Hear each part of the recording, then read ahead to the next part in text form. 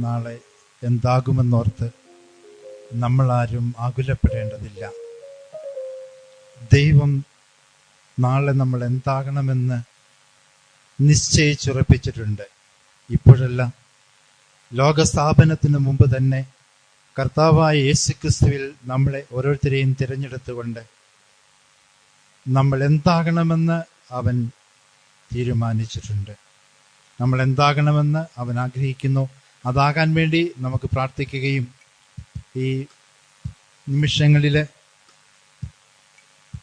നമുക്ക് ഗായകരോട് ചേർന്ന് ഒന്ന് പാട്ടിൻ്റെ ആദ്യത്തെ 4 ലൈൻ പാടാം. ബേബിച്ചേട്ടന് നമുക്ക് വേണ്ടി പ്രത്യേകം ഒരു പാട്ട് എഴുതിയിട്ടുണ്ട്. അത് പരിചയപ്പെടാൻ വേണ്ടിയാണ് നമ്മൾ പാടുന്നത്. ആ പാട്ടിൻ്റെ 4 ലൈനുകൾ.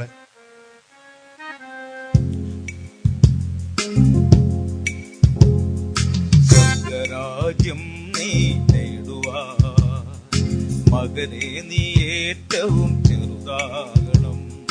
സ്വർഗരാജ്യം നീ നേടുവാ, മകനെ നീ ഏറ്റവും ചെറുതാകണം.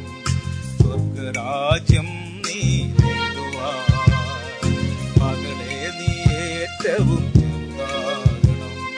സ്വർഗത്തിലേക്കുള്ള വാതിൽ ഇടുങ്ങിയതും വീതി കുറവായതും, സ്വർഗത്തിലേക്കുള്ള വാതിൽ ഇടുങ്ങിയതും വീതി കുറവായതും, ഇതിലെ നീ കടന്നുപോയാ സ്വർഗരാജ്യം നിൻ സ്വന്തമാകും. ഇതിലെ നീ കടന്നുപോയാ സ്വർഗരാജ്യം നിൻ സ്വന്തമാകും. സ്വർഗരാജ്യം നീ നേടുവാ, മകനെ നീ ഏറ്റവും ചെറുതാകണം. സ്വർഗരാജ്യം നീ നേടുവാ, മകളെ നീ ഏറ്റവും ചെറുതാകണം.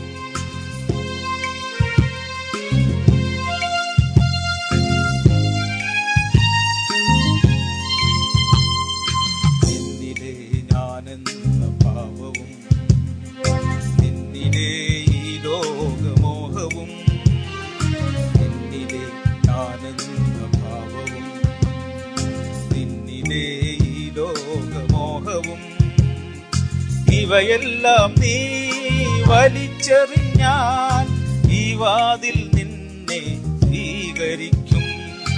ഇവയെല്ലാം നീ വലിച്ചെറിഞ്ഞാൽ ഈ വാതിൽ നിന്നെ സ്വീകരിക്കും. സ്വർഗരാജ്യം നീ നേടുവാ, മകനെ നീ ഏറ്റവും ചെറുതാകണം. സ്വർഗരാജ്യം നീ നേടുവാ, മകളെ നീ ഏറ്റവും ചെറുതാകണം. സ്വർഗത്തിലേക്കുള്ള വാതിൽ ഇടുങ്ങിയതും വീതി കുറവായതും, സ്വർഗത്തിലേക്കുള്ള വാതിൽ ഇടുങ്ങിയതും വീതി കുറവായതും, ഇതിലെ നീ കടന്നുപോയാ സ്വർഗരാജ്യം നീ സ്വന്തമാകും. ഇതിലെ നീ കടന്നുപോയാ സ്വർഗരാജ്യം നിൻ സ്വന്തമാകും. സ്വർഗരാജ്യം നിൻ സ്വന്തമാകും. സ്വർഗരാജ്യം നിൻ സ്വന്തമാകും. Praise the Lord. Hallelujah, hallelujah, hallelujah, hallelujah. ശബ്ദമേറി ഹല്ലേലൂയ, ഹല്ലേലൂയ, ഹല്ലേലൂയ. ഹല്ലേലൂയ. സ്വർഗരാജ്യം സ്വന്തമാക്കാൻ പ്രയാസമാണെന്ന് വിചാരിച്ച് ഒച്ച കുറഞ്ഞു പോകണ്ട. സ്വർഗരാജ്യം സ്വന്തമാക്കാനുള്ള പാതയിലാണ് നമ്മൾ സഞ്ചരിക്കുന്നത്. അതുകൊണ്ട് ഹല്ലേലൂയ, ഹല്ലേലൂയ, ഹല്ലേലൂയ. പട്ടണങ്ങളിലും ഗ്രാമങ്ങളിലും പഠിപ്പിച്ചുകൊണ്ട് അവൻ ജെറൂസലേമിലേക്ക് യാത്ര ചെയ്യുകയായിരുന്നു യേശു. ഒരുവൻ അവനോട് ചോദിച്ചു, കർത്താവേ, രക്ഷ പ്രാപിക്കുന്നവർ ചുരുക്കമാണോ? യേശുവിന്റെ പ്രബോധനം കേട്ട് യേശുവിന്റെ ശിഷ്യന്മാർക്കൊരു സംശയം. ഇങ്ങനെയാണെങ്കിൽ സ്വർഗരാജ്യത്തിലേക്ക് പ്രവേശിക്കുവാൻ അധികം ആളുകൾ ഉണ്ടാകുകയില്ലല്ലോ. അപ്പോൾ അതിലൊരാൾക്കൊരു സംശയം തോന്നി യേശുവിനോട് ചോദിച്ചു, രക്ഷ പ്രാപിക്കുന്നവർ ചുരുക്കമായിരിക്കുമോ? യേശുവിൻ്റെ കൂടെ നടന്ന അവർക്ക് ഇപ്രകാരം ഒരു സംശയമുണ്ടായി. എന്നാൽ കുറെ പിന്നോട്ട് സുവിശേഷത്തിലേക്ക് പോയാൽ ദാവീദിന് ഇതുപോലൊരു സംശയം തോന്നി. ദാവീദിന്റെ സങ്കീർത്തനം 15-ാമത്തെ അധ്യായത്തിലെ 1-ാമത്തെ വാക്യം, കർത്താവേ, അങ്ങയുടെ കൂടാരത്തിൽ ആര് വസിക്കും? അങ്ങയുടെ വിശുദ്ധഗിരിയിൽ ആര് സഹവസിക്കും? ഇത് ദാവീദിനുണ്ടായ ഒരു സംശയമാണ്. കർത്താവെ, അങ്ങയുടെ കൂടാരത്തിൽ ആര് വസിക്കും? അങ്ങയുടെ വിശുദ്ധഗിരിയിൽ ആര് എത്തിച്ചേരും അല്ലെങ്കിൽ താമസിക്കും? എന്നിട്ട് ദാവീദ് തന്നെ പറയുകയാണ്, അവിടെ എത്തിച്ചേരുവാൻ കഴിയുന്നവര് ഇപ്രകാരമൊക്കെ ഉള്ളവരാണ് അവിടെ എത്തിച്ചേരുക എന്ന് സങ്കീർത്തന പുസ്തകത്തിലെ 15-ാം അധ്യായത്തില് ദാവീദ് വ്യക്തമായിട്ടും പറയുന്നുണ്ട്. നമുക്കും ഒരുപക്ഷെ ആ കാര്യങ്ങൾ അറിയാമായിരിക്കും. എന്നാലും അതുപോലെ പ്രവർത്തിക്കുവാൻ നമുക്ക് പലപ്പോഴും പ്രയാസം അനുഭവപ്പെടുന്നുണ്ട്. ഇങ്ങനെ പ്രയാസം അനുഭവപ്പെടുന്നത് കൊണ്ട് കർത്താവിൻ്റെ കൂടാരത്തില് വസിക്കുവാനും അവിടുത്തെ വിശുദ്ധഗിരിയില് വാസമുറപ്പിക്കാനും നമുക്ക് പലപ്പോഴും പ്രയാസമായി തോന്നുന്നു.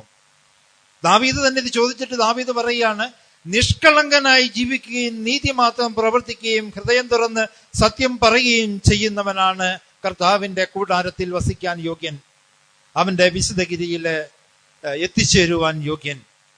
വീണ്ടും അവിടുന്ന് ദാവീദിലൂടെ പരിശുദ്ധാത്മാവ് പറയുന്നു, പരദൂഷണം പറയുകയോ സ്നേഹിതനെ ദ്രോഹിക്കുകയോ അയൽക്കാരനെതിരെ അപവാദം പരത്തുകയോ ചെയ്യാത്തവൻ.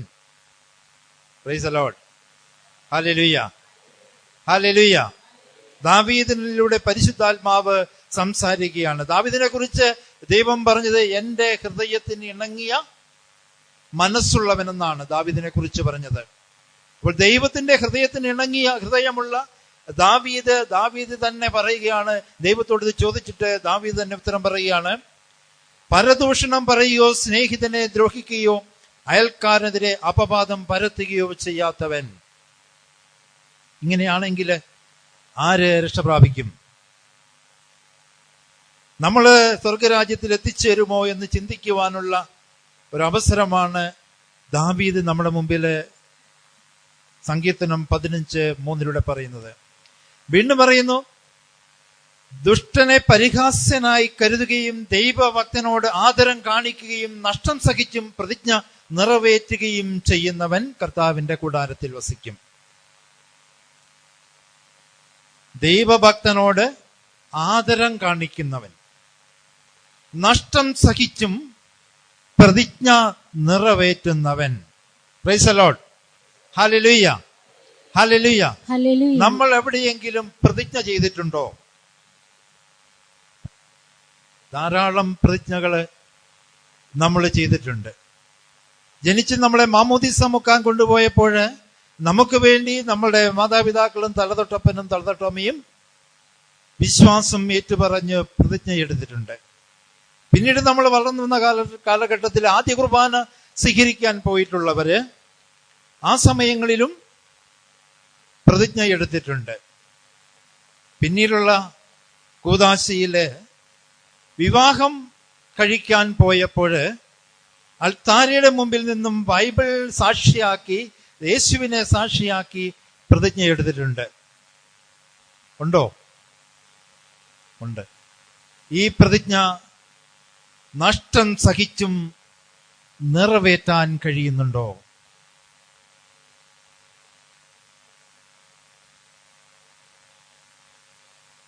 ഇങ്ങനെ എത്രയോ പ്രതിജ്ഞ നമ്മൾ എടുത്തു. കഷ്ടതയിലെ, ദാരിദ്ര്യത്തിലെ, വേദനയിലെ, ദുഃഖത്തില് എന്നും എന്നും ഞാനും അവളും ഒരുമിച്ച് ജീവിച്ചു കൊള്ളാമെന്ന് ദൈവം സാക്ഷിയായി യേശുക്രിസ്തുവിൽ നിർത്തി ബൈബിളിലെ കൈവച്ച് സത്യം ചെയ്ത് പ്രതിജ്ഞ എടുത്തവരാണ് വിവാഹിതരായവര്, ക്രിസ്തീയ വിവാഹം ചെയ്തിട്ടുള്ളവര്. ഈ പ്രതിജ്ഞ നമുക്ക് നിറവേറ്റാൻ കഴിഞ്ഞിട്ടുണ്ടോ? നഷ്ടം സഹിച്ച് പ്രതിജ്ഞ നിറവേറ്റാൻ കഴിഞ്ഞിട്ടുണ്ടോ? ഇത് നമ്മളുടെ ജീവിതത്തിലെ ഒരു ചിന്ത വിഷയമാണ്, എപ്പോഴും ചിന്തിക്കേണ്ടതാണ്. മറ്റൊന്ന്, കടത്തിന് പലിശ ഈടാക്കുകയോ നിർദോഷനെതിരെ കൈക്കൂലി വാങ്ങുകയോ ചെയ്യാത്തവൻ. ഇങ്ങനെയുള്ളവനാണ് കർത്താവിന്റെ കൂടാരത്തില് വസിക്കുകയും അവിടുത്തെ വിശുദ്ധ ഗിരിയില് വാസമുറപ്പിക്കുകയും ചെയ്യുക. ഈ ഒരു സംശയമാണ് യേശുവിന്റെ ശിഷ്യന്മാര് ചോദിച്ചത്. ഗുരു, അങ്ങനെയെങ്കിൽ രക്ഷ പ്രാപിക്കുന്നവർ ചുരുക്കമായിരിക്കുമോ? അവിടെയാണ് യേശുക്രിസ്തു പറഞ്ഞത്, രക്ഷ പ്രാപിക്കാൻ ആഗ്രഹിക്കുന്നവർക്ക് ഇടുങ്ങിയ വാതിലൂടെ കടക്കാൻ പരിശ്രമിക്കണം. രക്ഷ പ്രാപിക്കണമെങ്കിൽ ഇടുങ്ങിയ വാതിലിലൂടെ പ്രവേശിക്കണം. ഇടുങ്ങിയ വാതിൽ എന്ന് പറയുമ്പോൾ ഈ ജെറൂസലേം ദേവാലയത്തിലെ വാതിലിനെ ഉദ്ദേശിച്ചാണ് പറഞ്ഞത്. ജെറൂസലേം എന്ന് പറഞ്ഞാൽ ദൈവത്തിന്റെ നഗരം. അവിടേക്ക് കടണമെങ്കിൽ ഇടുങ്ങിയ വാതിലൂടെ പ്രവേശിക്കണം. ജെറൂസലേം ദേവാലയത്തിന് അനേക കവാടങ്ങളുണ്ട്. അതിലൂടെ കച്ചവടക്കാർക്ക് യഥേഷ്ടം അവരുടെ ചുമടുമെടുത്ത് ആടിനെയും പ്രാവിനെയും ഒക്കെ കൊണ്ടുപോകാൻ കഴിയുന്ന വീതി കൂടിയ വാതിലുകളുണ്ട്. എന്നാൽ ഒരു വാതിലുണ്ട്, ചെറിയൊരു വാതില്. അതിലൂടെ അകത്ത് പ്രവേശിക്കണമെങ്കിൽ അവരുടെ ശരീരത്തിലുള്ള ഭാണ്ഡക്കെട്ടുകളൊന്നും അങ്ങോട്ട് പ്രവേശിക്കാൻ പറ്റുകയില്ല. ആടിന് അതിൽ കടന്നു പോകാൻ പറ്റുകയില്ല. വളരെ ഞെരുങ്ങി ഒരാൾക്ക് കുനിഞ്ഞ് വളരെ കഷ്ടപ്പെട്ട് മാത്രമേ ആ വാതിലൂടെ ജെറൂസലേം ദേവാലയത്തിനകത്തേക്ക് പ്രവേശിക്കാൻ പറ്റുകയുള്ളൂ. അപ്പോൾ അയാൾ കൊണ്ടുവന്നിരിക്കുന്ന എല്ലാ വസ്തുവകകളും ഈ വാതിലിന് പുറത്ത് ഉപേക്ഷിച്ചിട്ട് അയാൾക്ക് ഈ ജെറൂസലേം ദേവാലയത്തിന്റെ അകത്തേക്ക് കടക്കാൻ സാധിക്കുകയുള്ളൂ. ഇതുപോലെ നമ്മുടെ ജീവിതത്തിലും ധാരാളം ഭാണ്ഡക്കെട്ടുകളുണ്ട്, ഒത്തിരി പെട്ടികളുണ്ട്, ധാരാളം ബാഗുകൾ നമ്മൾ കൊണ്ടുവന്നിട്ടുണ്ട്. ഇവയൊന്നും കൊണ്ടും സ്വർഗരാജ്യത്തിലേക്ക് കടക്കാൻ സാധിക്കില്ല. കാരണം അവിടെയുള്ള വാതില് വീതി കുറഞ്ഞതാണ്, അവിടെയുള്ള വാതിലിന് ഉയരം കുറവാണ്. അത് ഞെരുങ്ങിയതിനകത്തൂടെ കടന്നു പോകുവാൻ കഴിയുള്ളൂ. അപ്പോൾ നമ്മളുടെ കയ്യിലുള്ള ഭാണ്ഡക്കെട്ട് എന്താണെന്നാണ് സങ്കീർത്തകൻ ചോദിച്ചിട്ട് സങ്കീർത്തനോടെ പരിശുദ്ധാത്മാവ് പറഞ്ഞത്.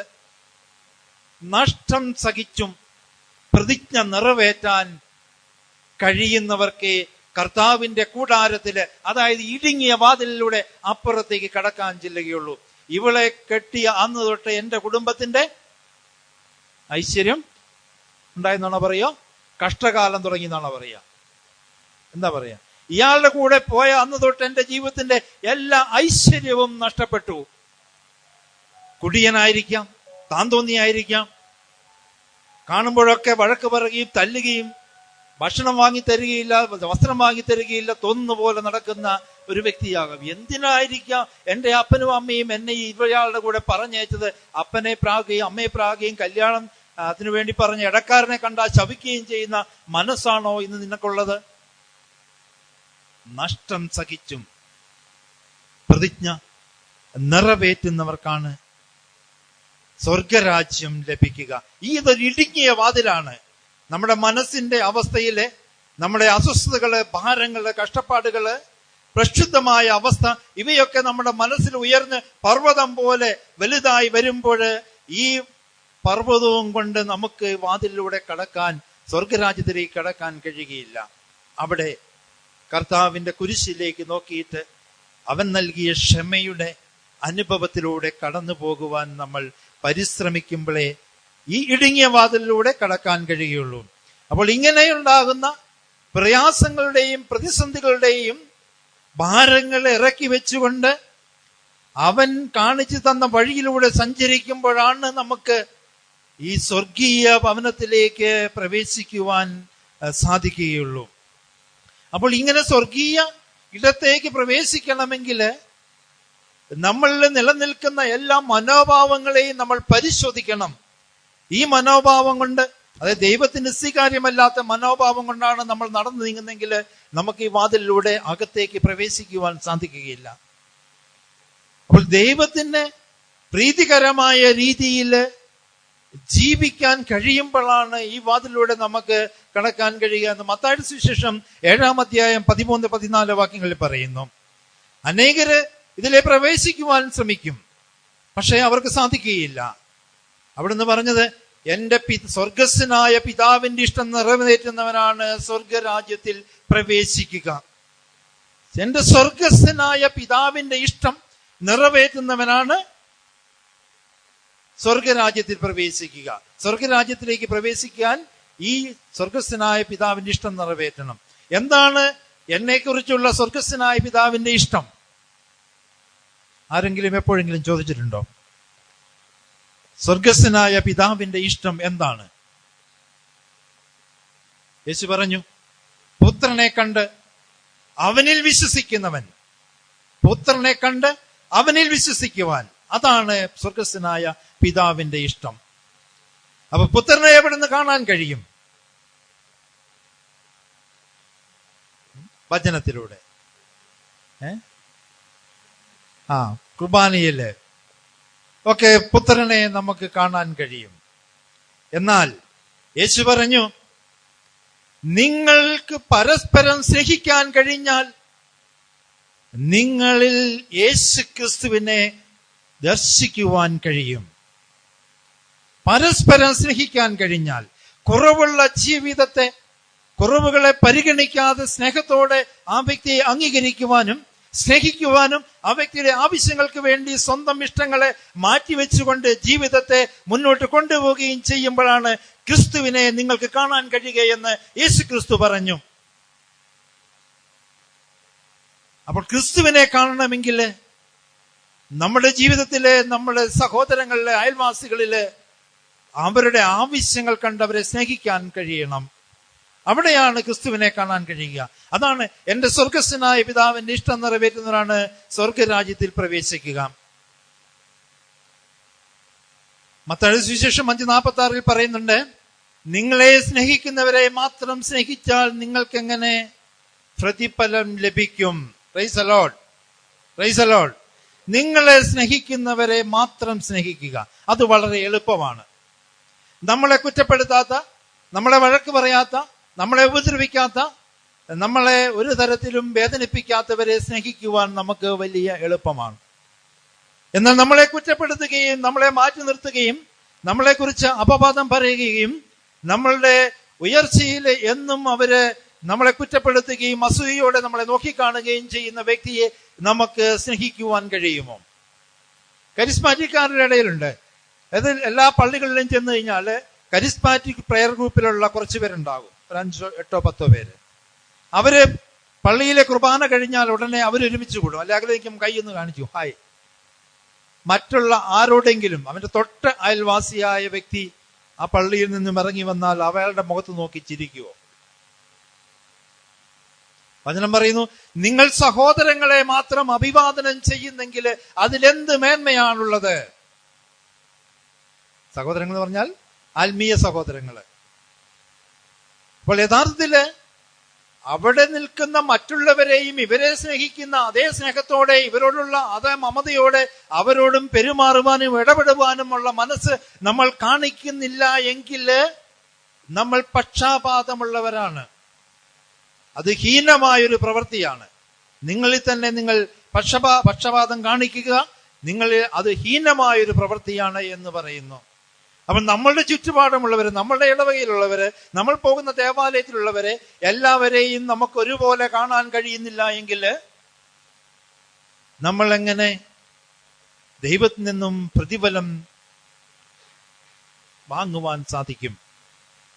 അപ്പം ഒരു വീട്ടിലുള്ള എല്ലാവരെയും നമുക്ക് ഒരുപോലെ സ്നേഹിക്കാൻ പറ്റുന്നില്ലെങ്കിൽ, അവരുടെ വേദനകളിലും ദുഃഖങ്ങളിലും നമുക്ക് പങ്കുചേരുവാൻ പറ്റുന്നില്ലെങ്കിൽ, എനിക്കിഷ്ടമില്ലാത്തവനാണ് അവൻ, എനിക്കിഷ്ടമില്ലാത്തവളാണ്, അവക്കിപ്പോ എന്ത് സംഭവിച്ചാലും എനിക്കെന്താ, അത് ഞാൻ അന്വേഷിക്കേണ്ട കാര്യമില്ല എന്നാണ് ഞാൻ ചിന്തിക്കുകയും വിചാരിക്കുകയും പ്രവർത്തിക്കുകയും ചെയ്യുന്നതെങ്കിൽ കർത്താവിൽ നിന്നും പ്രതിഫലം ലഭിക്കാൻ പ്രയാസമാണ് എന്ന് പറയുന്നു.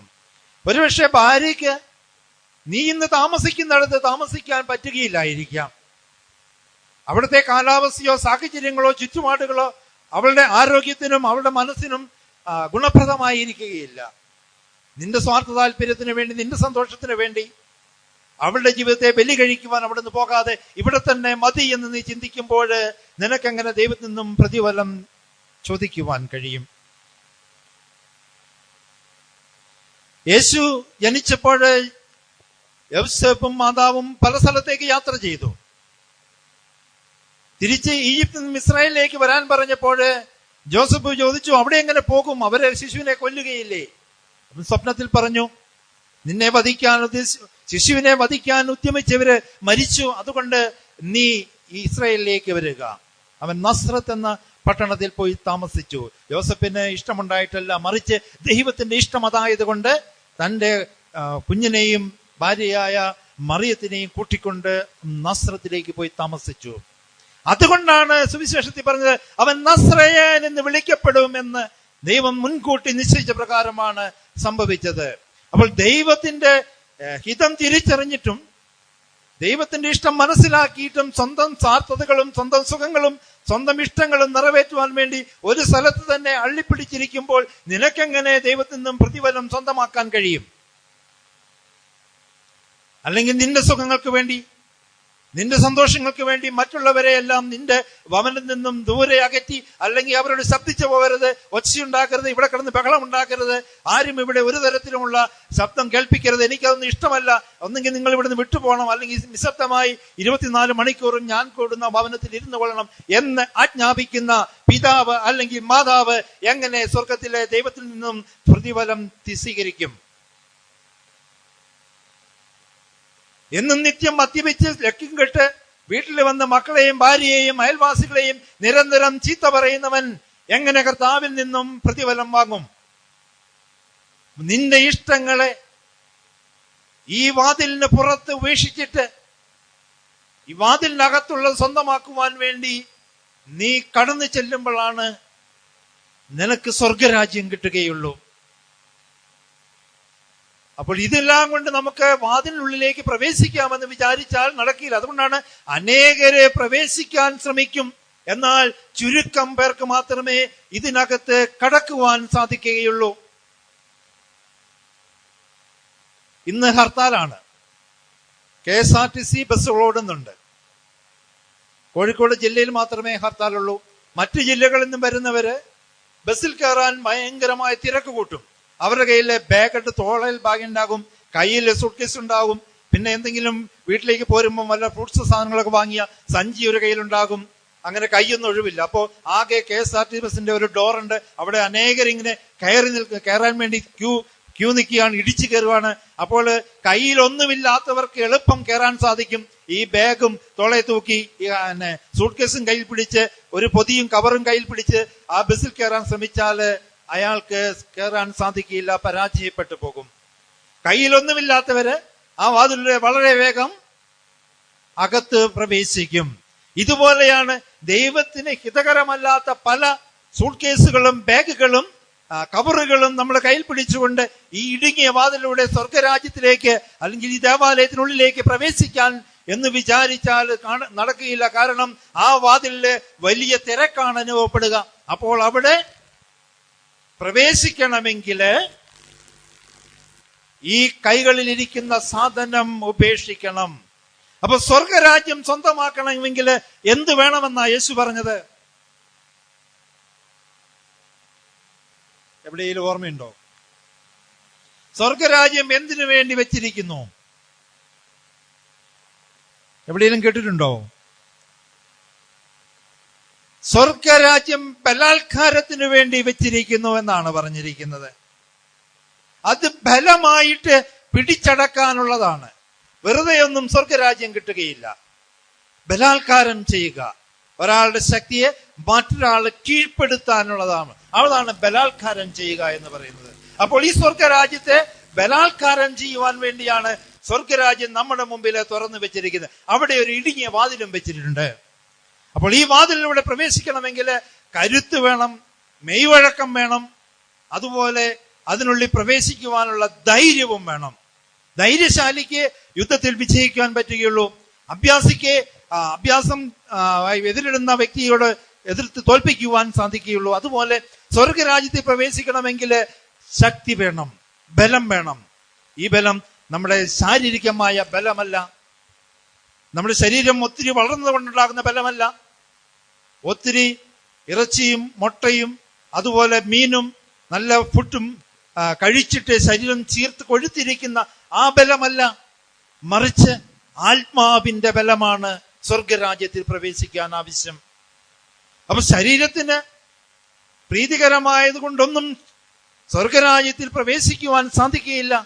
മറിച്ച് ദൈവത്തിന് പ്രീതികരമായത് അനുഷ്ഠിക്കുന്നതിലൂടെയാണ് ആത്മാവിന് കരുത്തുണ്ടാകുക.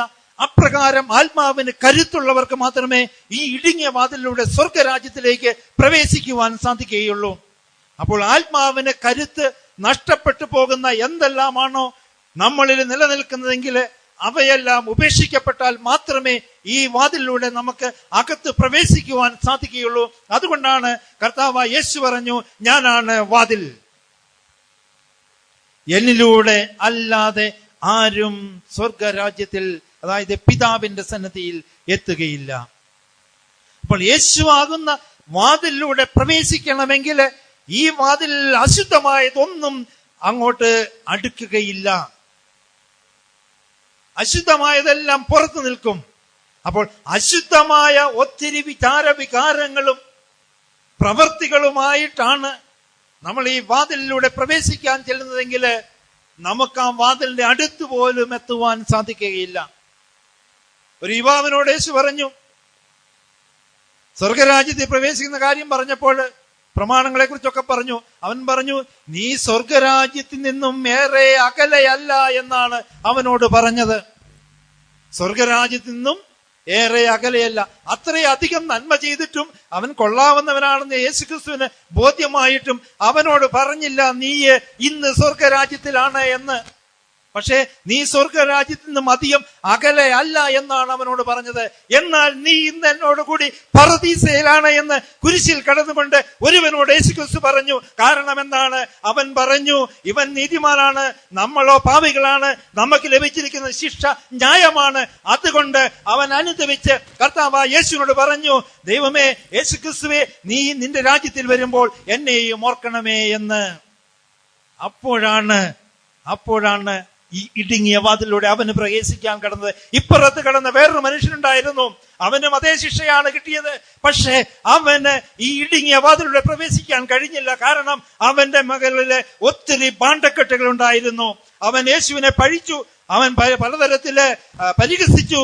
അതുകൊണ്ട് ആ പാണ്ടക്കെട്ടുകൾ താഴെ വെക്കാൻ, ഞാൻ പാപിയാണ്, എന്നോട് കരുണ തോന്നണമേ എന്ന് പറയുവാനുള്ള ബോധ്യം അവന് ഇല്ലാതെ വന്നതുകൊണ്ട് ആ കള്ളന് സ്വർഗരാജ്യത്തിലേക്ക് പ്രവേശിക്കുവാൻ കഴിഞ്ഞില്ല. ഇവിടെ യേശുവിന്റെ മുമ്പിൽ വന്ന യുവാവിനോട് യേശു പറഞ്ഞത്, നീ സ്വർഗരാജ്യത്തിൽ നിന്ന് അകലെയല്ല എന്നാണ് പറഞ്ഞത്. അവൻ സ്വർഗരാജ്യത്തിൽ പ്രവേശിച്ചില്ല. വേറൊരു യുവാവ് വന്നു, പ്രമാണങ്ങളെല്ലാം പാലിക്കുന്നുണ്ട്. പക്ഷേ അവനോട് യേശുക്രിസ്തു പറഞ്ഞു, എല്ലാം ശരിയാണ്, പക്ഷെ നിനക്കൊരു കുറവുണ്ട്. ആ കുറവ്, നിനക്കുള്ളതെല്ലാം വിറ്റ് ദരിദ്രർക്ക് ദാനം ചെയ്തിട്ട് നീ വന്ന് എന്നെ അനുഗമിക്കുക. അവൻ തിരിച്ചുപോയി വളരെ വ്യസനത്തോടെ. അപ്പോൾ പറഞ്ഞു, ശിഷ്യന്മാർ ചോദിച്ചു, അപ്പോൾ ആര് രക്ഷ പ്രാപിക്കും കർത്താവേ എന്ന്? അവിടുന്ന് പറഞ്ഞു, മനുഷ്യർക്ക് അസാധ്യമായത് ദൈവത്തിന് സാധ്യമാണ്. അപ്പോൾ ദൈവം സാധ്യമാക്കി തരുന്നത് അവന്റെ കരുണ ഓരോ മക്കളുടെ ഹൃദയങ്ങളിലേക്കും അവൻ ഒഴുക്കുന്നതിലൂടെയാണ് ഈ രക്ഷ സാധ്യമാക്കി തരുന്നത്. അപ്പോൾ നമ്മൾ കേൾക്കുന്ന വചനത്തിലൂടെ, അനേകരുടെ ജീവിത സാക്ഷ്യത്തിലൂടെ കർത്താവായ യേശുവിന്റെ കുരിശിലേക്ക് നോക്കുമ്പോൾ അവിടെ ഒരു കള്ളൻ എല്ലാ തിന്മകളും പ്രവർത്തിച്ചവൻ ഒറ്റ വാക്കുകൊണ്ട് സ്വർഗരാജ്യത്തിന്റെ വാതിലുകൾ കടന്നു എങ്കിൽ നമുക്കെന്തുകൊണ്ട് അനുതാപവും പശ്ചാത്താപവും മാനസാന്തരം ചേർന്ന ഫലങ്ങളും പുറപ്പെടുവിക്കാൻ കഴിയാതെ ഇന്നും നമ്മൾ പഴയ ശൈലിയില് പഴയ മനുഷ്യരായി പഴയ ജീവിതങ്ങൾ തുടരുന്നതിന്റെ കാരണം കൊണ്ട് നമുക്ക് ഈ സ്വർഗരാജ്യത്തിന്റെ പടി പോലും എത്താൻ കഴിയുകയില്ല എന്ന് ഈ മറ്റേ കള്ളൻ സംഭവിച്ചതുപോലെ സംഭവിക്കാതിരിക്കാൻ നമ്മൾ അനുതപിച്ചെപ്പോഴും പ്രാർത്ഥിക്കേണ്ടതാണ് എന്നാണ് യേശുക്രിസ്തു ഈ ഇടുങ്ങിയ വാതിലൂടെ നമുക്ക് പറഞ്ഞു തരുന്നത്. അതുകൊണ്ട് എന്റെ ജീവിത പങ്കാളിയോ മക്കളെയോ ഏതെങ്കിലും തരത്തിൽ ദൈവത്തിന് ഹിതകരമല്ലാത്ത ഏതെങ്കിലും തരത്തിൽ വേദനിപ്പിക്കുകയോ പീഡിപ്പിക്കുകയോ അവരെ ഏതെങ്കിലും തരത്തില് പ്രയാസപ്പെടുത്തുകയോ ചെയ്യുന്ന മനോഭാവമായിട്ടാണ് നീ ദേവാലയത്തിലെ ഹോളി മാസിന് പോകുന്നതെങ്കിൽ ഒരു പ്രയോജനവും കിട്ടുകയില്ല എന്ന് ദൈവത്തിന്റെ വചനം പറയുന്നു. കരുണയാണ്, ബലിയല്ല ദൈവം ആഗ്രഹിക്കുന്നത്. എന്നാൽ നീ ദൈവത്തിന് സമർപ്പിക്കുന്ന ഓരോ കാര്യങ്ങളും സ്വമനസാലെ സ്വന്തം ഇഷ്ടത്താലെ സമർപ്പിക്കപ്പെടുമ്പോൾ അത് ദൈവം ബലിയായിട്ട് സ്വീകരിക്കും. കായലിന്റെയും ആബേലിന്റെയും സമർപ്പണത്തില് ആബേലിന്റെ ബലി ദൈവം സ്വീകാര്യമായി സ്വീകരിക്കുകയും കായലിന്റെ ബലിയെ നിരസിക്കുകയും ചെയ്തപ്പോൾ രണ്ടുപേരും ബലി സമർപ്പിച്ചു. മനോഭാവവും പ്രവൃത്തിയും ഏതു തരത്തിലുള്ള മനോഭാവത്തോടെയാണോ നമ്മൾ ദൈവരാജ്യത്തിന്റെ സന്നിധിയിൽ നിൽക്കുന്നത്, നമ്മുടെ മനോഭാവം ദൈവത്തിന് സ്വീകാര്യമാണ് എങ്കിൽ ഈ വാതില് നമുക്ക് വേണ്ടി സ്വർഗത്തോളം വലുതാകും. ആ ഇടുങ്ങിയ വാതില് നമുക്ക് വേണ്ടി സ്വർഗത്തോളം വലുതാകും. അവിടെ വിശാലമായെന്ന് കരുതിയിരുന്ന വാതിലുകളുടെ മുമ്പിലൂടെ കടക്കാൻ ഓടിച്ചെല്ലുന്നതിന് മുമ്പില് ആ വാതില് ഏറ്റവും ഷോർട്ടായി തീരും. അപ്പോൾ വിശാലമായ വാതിലുകള് അവർക്ക് രക്ഷ നൽകുന്നില്ല. ഇടുങ്ങിയ വാതിലുകളെ അവർക്ക് സ്വർഗത്തോളം വലുതാക്കി ദൈവം നൽകും. അതിനാൽ നമ്മുടെ ജീവിതത്തെ കർത്താവിന്റെ കരങ്ങളിലേക്ക് കൊടുത്തുകൊണ്ട് രക്ഷയുടെ അനുഭവത്തിലേക്ക്, ഈ രക്ഷാകരമായ സന്തോഷ ദിനങ്ങളിലേക്ക് നമ്മളെ മുദ്രിതമാക്കുന്നതിന് വേണ്ടി അവിടുത്തെ പരിശുദ്ധാത്മാവിനെ അവൻ അയച്ചിട്ടുണ്ട്. ഈ പരിശുദ്ധാത്മാവിന്റെ പ്രചോദനമനുസരിച്ച്, പരിശുദ്ധാത്മാവിന്റെ പ്രേരണയനുസരിച്ച് ജീവിക്കുവാനുള്ള കൃപാവരത്തിനായി നമുക്ക് പ്രാർത്ഥിക്കാം. നമുക്ക് എഴുന്നേറ്റ് നിൽക്കാം. നമുക്ക് ഗാനം വീണ്ടും ഒരിക്കൽ കൂടി പാടാം.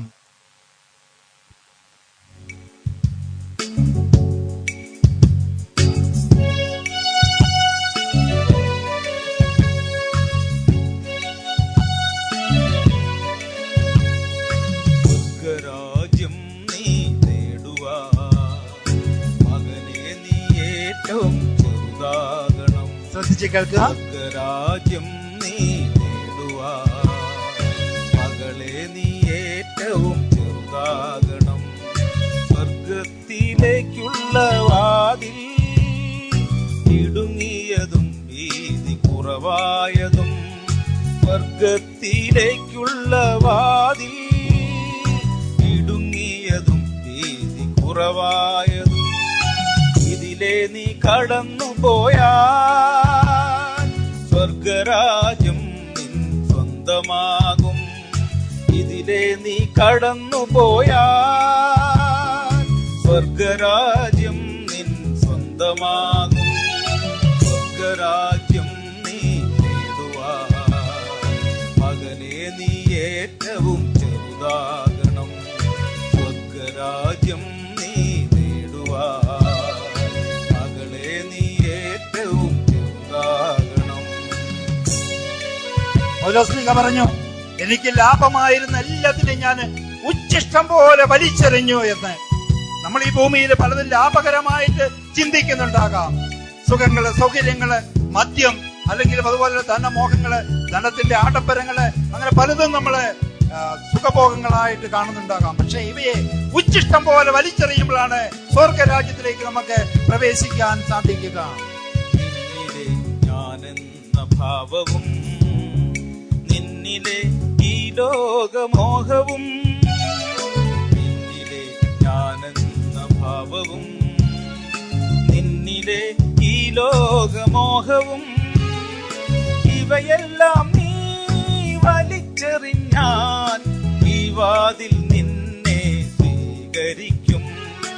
ഇവയെല്ലാം നീ വലിച്ചെറിഞ്ഞാൽ ഈ വാതിൽ നിന്നെ സ്വീകരിക്കും. സ്വർഗരാജ്യം നീ നേടുവാൻ മകനെ നീ ഏറ്റവും ചെറുതാകണം. സ്വർഗരാജ്യം നീ നേടുവാൻ മകളെ നീ ഏറ്റവും ചെറുതാകണം.